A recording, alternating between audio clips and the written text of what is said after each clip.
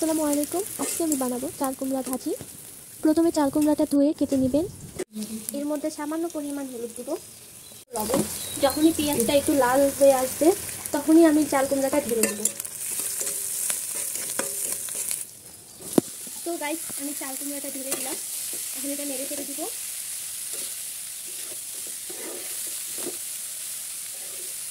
আর এটাতে এক্সট্রা করে পানি দেওয়া লাগে না, কারণ চাল কুমড়াতে এমনি পানি থাকে। আমি এটাকে নেড়ে চেড়ে নিচ্ছি। যখন একটু পানিটা শুকায় আসবে নেড়ে চেড়ে দিবে। এর মধ্যে দিব একটু ধনিয়া জিরা, সামান্য পরিমাণ, এতে করে তরকারির স্বাদটা অনেক ভালো লাগবে। তেজপাতা দিয়ে দিব। তেজপাতা দেওয়ার পর আমি একটু নেড়ে চেড়ে দিব,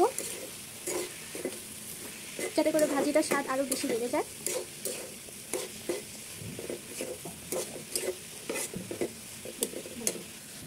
এর মধ্যে দিয়ে নেব একটু পাঁচফোড়ন দিয়ে দেবো।